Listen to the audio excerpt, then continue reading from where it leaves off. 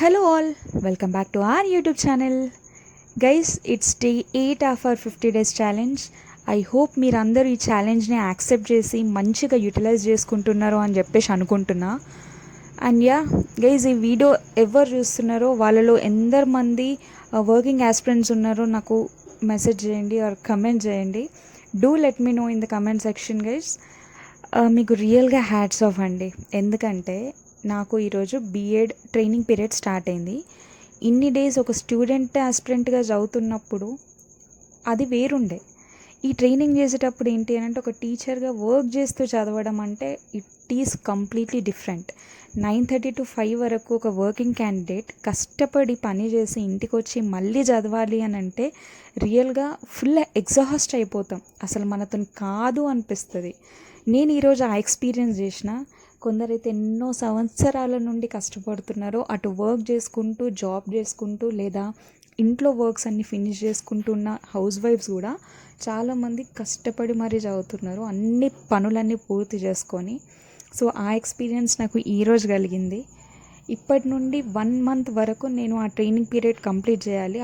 మొత్తం ఆ period complete అయ్యేంత వరకు స్కూల్కి వెళ్ళాలి, స్కూల్లో క్లాసెస్ చెప్పాలి, అండ్ ఆల్సో కొన్ని రికార్డ్స్ ఉంటాయి, అవన్నీ కంప్లీట్ చేయాలి. ఇన్ని డేస్ నేను ఇంట్లో కూర్చొని నిజంగా మేబీ అది లక్కే అనుకోవచ్చు. చాలామందికి అది కూడా దొరకదు. లైక్ హాస్టల్స్లో ఉంటారు, పాపం వాళ్ళ పనులు వాళ్ళే చేసుకోవాలి. ఈవెన్ నేను ఆ ఫేజ్ నుండి దాటి వచ్చిన.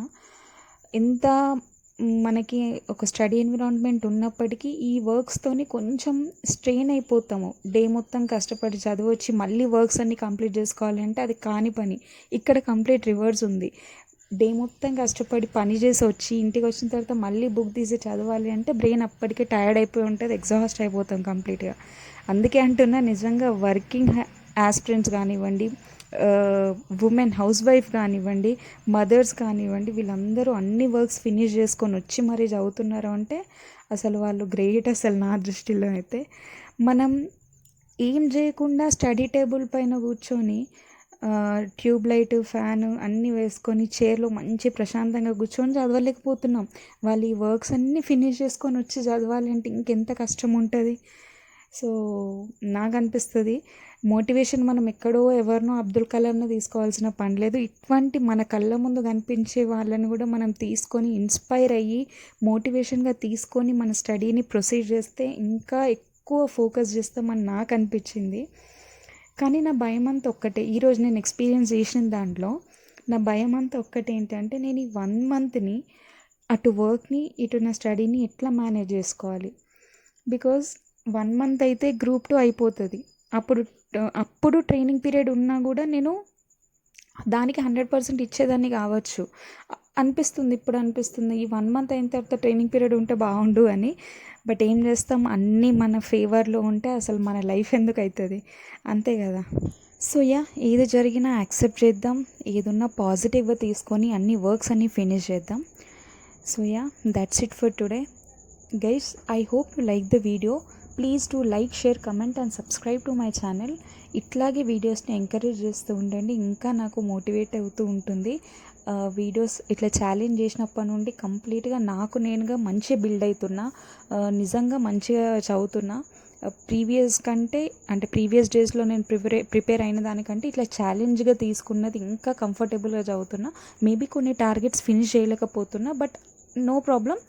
అవి నేను మళ్ళీ లాస్ట్ డే ఒక సండేలా అంటేది ఒకటి తీసుకొని మనం ఒక డే మొత్తము ఫినిష్ చేద్దాం అనుకున్నాం కదా, ఆ రోజు ఫినిష్ చేయొచ్చు targets.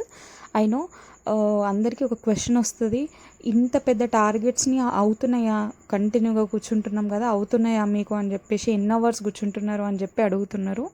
Nothing happens guys. Targets మనం అంత పెట్టుకుంటున్నాం అంటే దాంట్లో అట్లీస్ట్ కొంచెం వరకైనా రీచ్ అవ్వాలి. ఎందుకు అని అంటే మనకి టైం తక్కువ ఉంది, సిలబస్ ఎక్కువ ఉంది. అది సిలబస్ మొత్తం కవర్ చేయాలంటే టార్గెట్స్ని గట్టిగా ఫినిష్ చేయాలి.